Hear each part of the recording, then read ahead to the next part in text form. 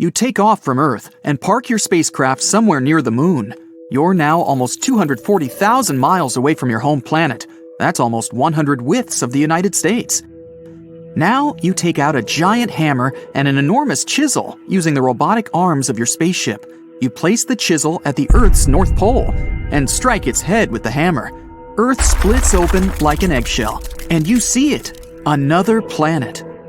It's Thea, and it's hiding inside our planet like a yolk in an egg. You'd need to go back in time 4.5 billion years to find out how it got there. This beautiful nebula will soon become our solar system. Colored dust and various space debris are slowly coming closer toward the common center. Soon this jigsaw puzzle of debris becomes too heavy and dense. The temperature inside the giant is rising. Soon it gets so high that it triggers a nuclear chain reaction.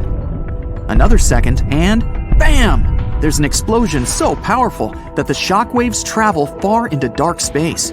And the blinding flash from this blast can be seen from the other side of the Milky Way galaxy. When the dust clears a little, you can see that a bright light is still shining at the very center of the explosion. This newborn star is the Sun. It weighs as much as 333,000 Earths. If the Sun was a bucket, you'd need 1.3 million Earth-sized planets to fill it. You're interested in a small object over there, 93 million miles away from the Sun.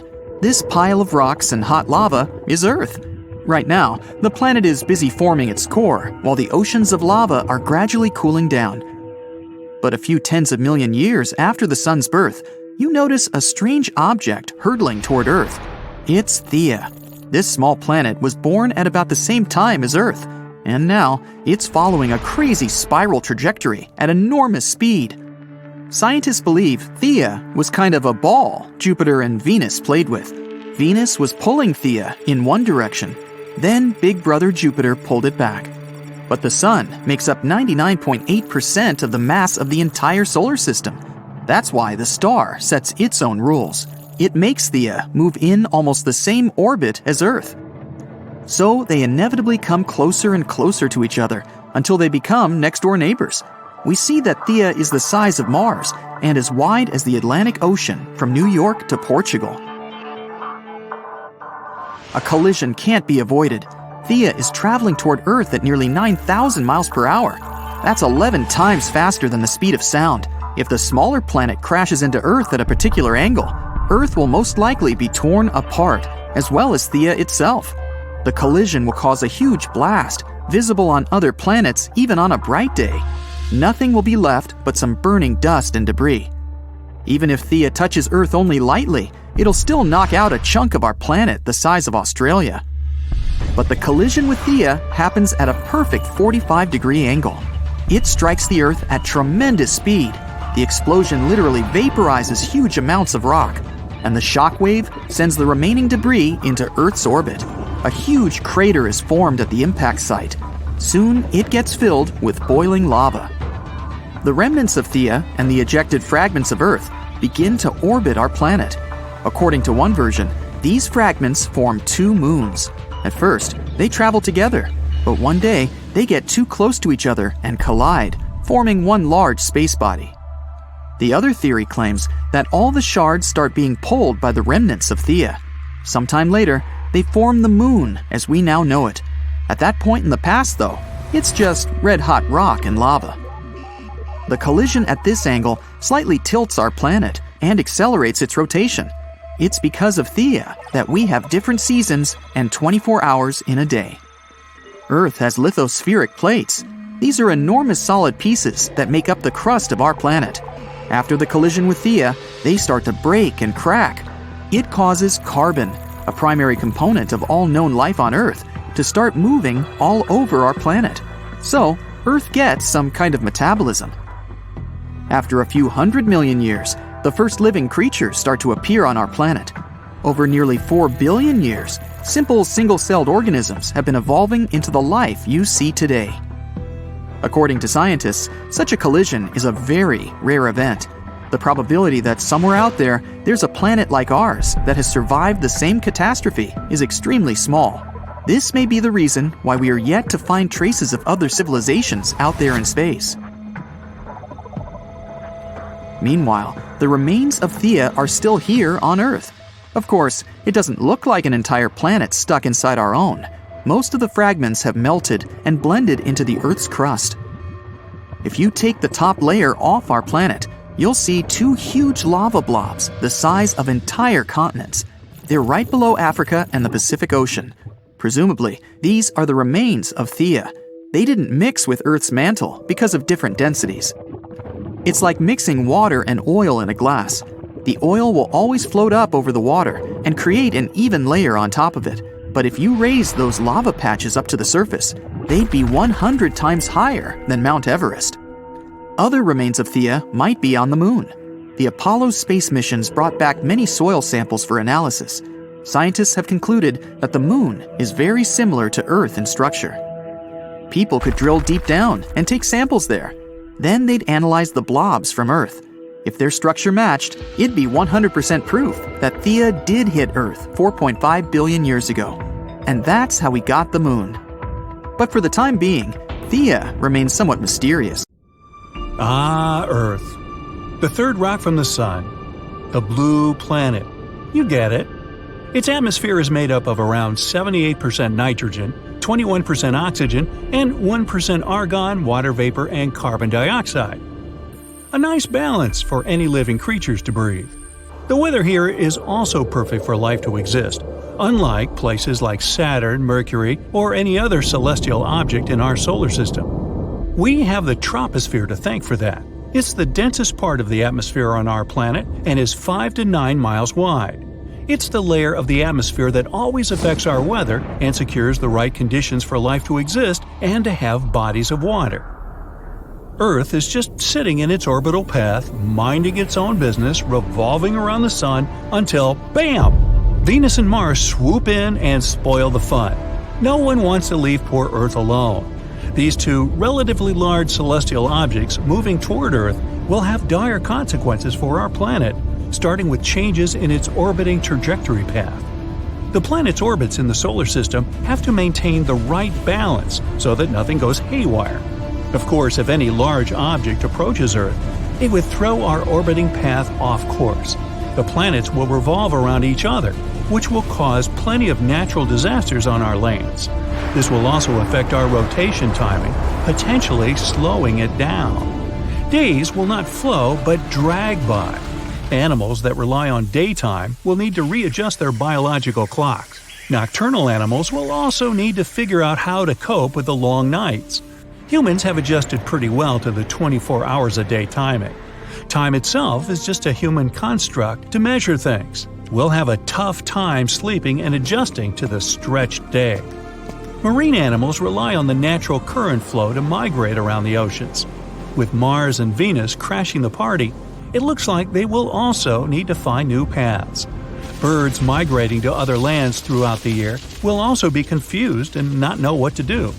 In general, the Earth's temperature will rise, and massive heat waves and permanent climate changes will occur. This brings us to our next issue, the heat.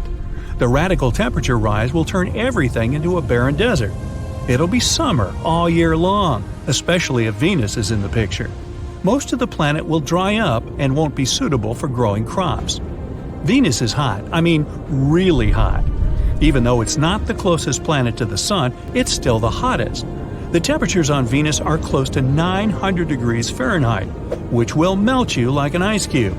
The lands on Venus are generally flat, probably due to the temperatures. It's mainly hot because its atmosphere is thick and traps the hazardous gases inside.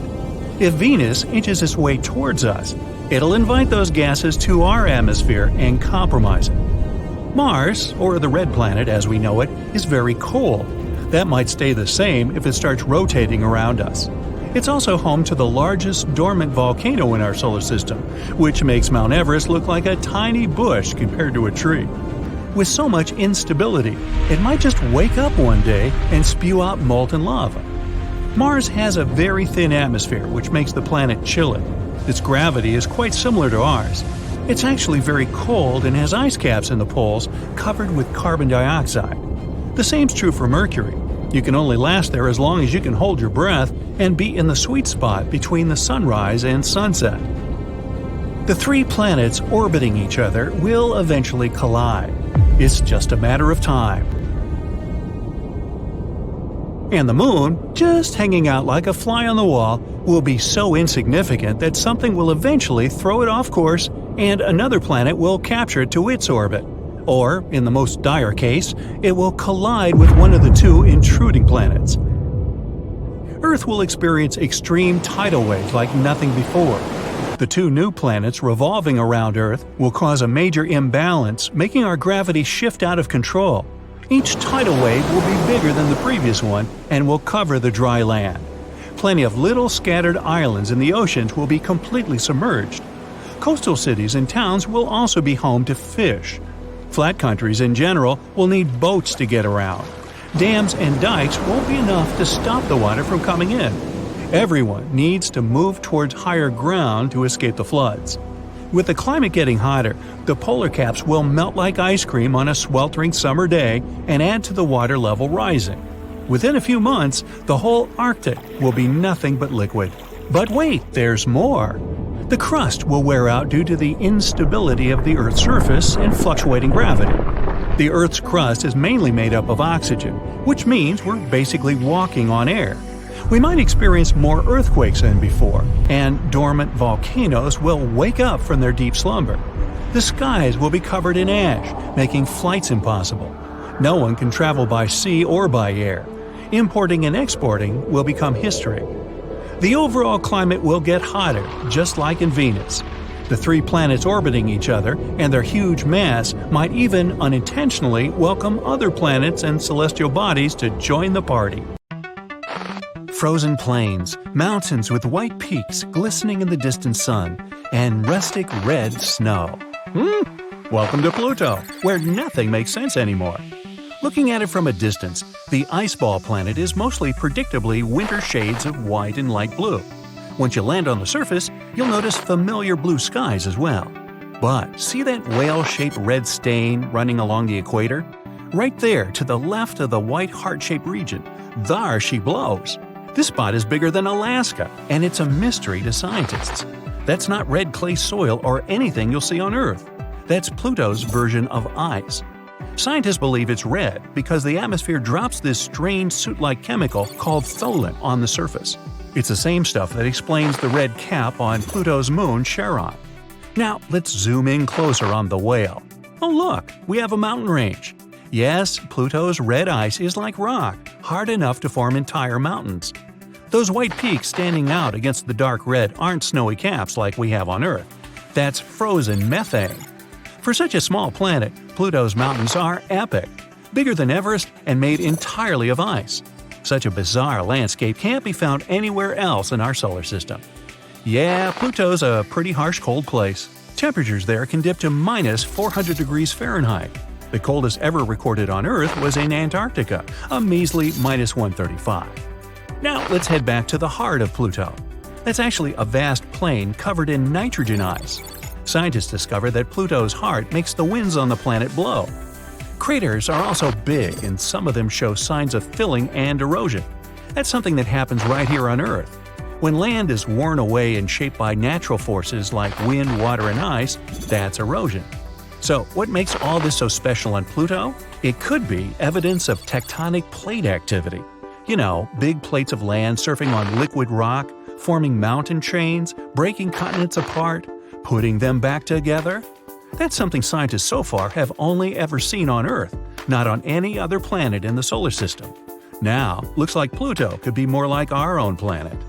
That, and there's water on Pluto, 1/3 of its surface in fact. But of course, it's not like Earth water. It's more like a rocky slushy. Yum. Still, no signs of life out there, at least not for now. It's taken a long time to get the little information we know about Pluto. It was first discovered almost 100 years ago and deemed the 9th planet from the Sun, until 2006 when its official planet membership card was revoked. Poor Pluto. It was dubbed the biggest dwarf planet in the Kuiper Belt, a region outside our solar system full of other dwarf planets and icy bodies circling the Sun.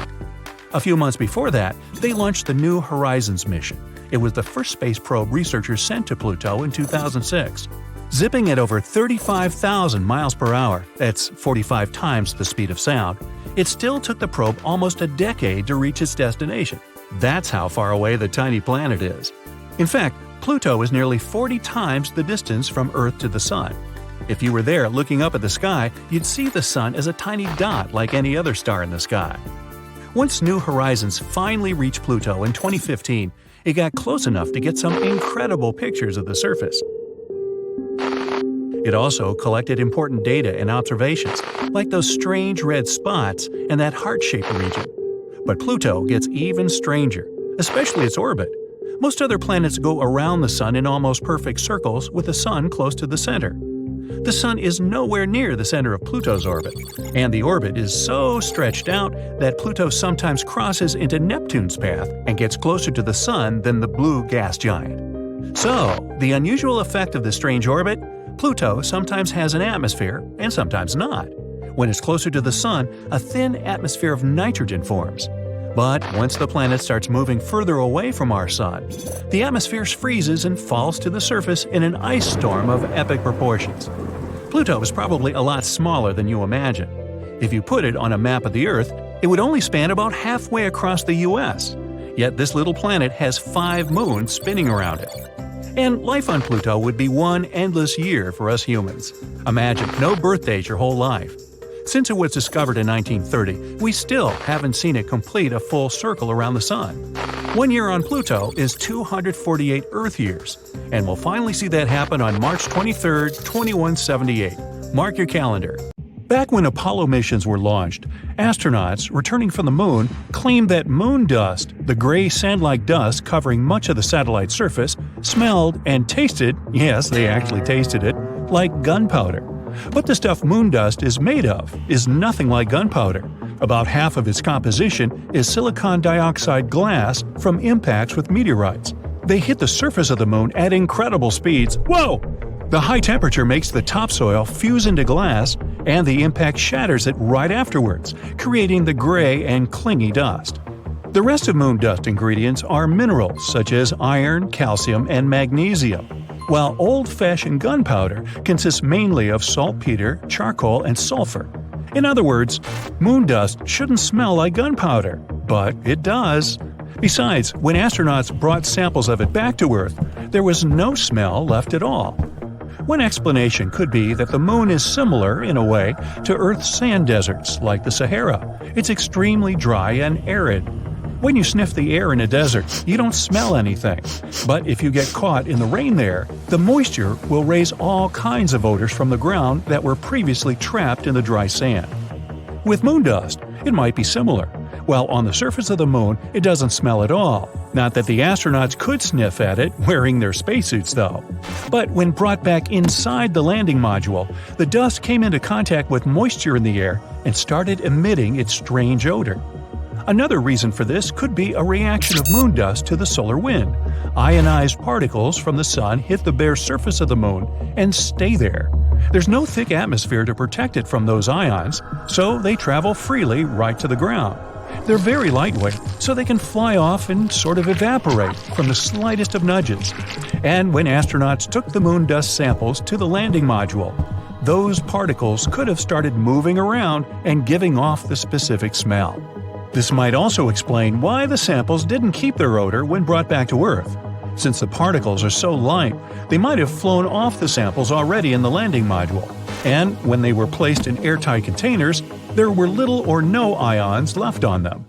Another explanation is that those airtight containers weren't so airtight after all. Moon dust is basically very small crystals with extremely sharp edges. They unexpectedly made tiny cuts in the seals, letting in air and moisture, and so the ionized particles leaked out of the containers.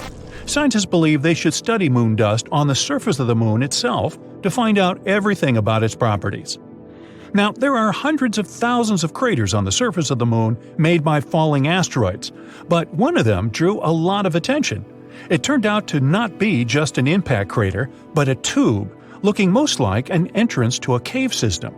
Scientists found a specific echo pattern that suggested there was a hollow area beneath. They discovered more echo patterns at a couple of places near the hole, so there could be more lunar tubes there. But in this big tube, you could place an entire football field.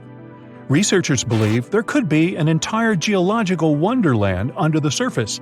It could be a good shelter for astronauts landing on the moon, or even be a harbor for a lunar colony. No one ever managed to stay on the moon for more than 3 days because of the conditions on the satellite. Wide range of temperatures, low atmosphere, no magnetic field would protect life on the surface from things like radiation or solar wind. Astronauts wear spacesuits. They can't protect them over long periods of time, but a lava tube could. When a lava flow cools, it gets a hard crust, which later thickens and creates a roof over that same lava. It continues to flow, but when it stops, the channel can drain, and that's how an empty tube appears. Our planet also has lava tubes, but they're not as big as the one found on the moon. Back in 1178, I wasn't around then, at least 5 people in England claimed they had seen the moon split into 2 from its upper tip. It was in the shape of a crescent at the time of the event. When the crack widened, fire started blazing from it, which the single monk who chronicled it described it as a flaming torch sprang up, spewing out fire, hot coals, and sparks. Then the moon started shifting around and pulsating, but soon stopped and turned a slightly darker shade. That's it for today. So hey, if you pacified your curiosity, then give the video a like and share it with your friends. Or if you want more, just click on these videos and stay on the bright side.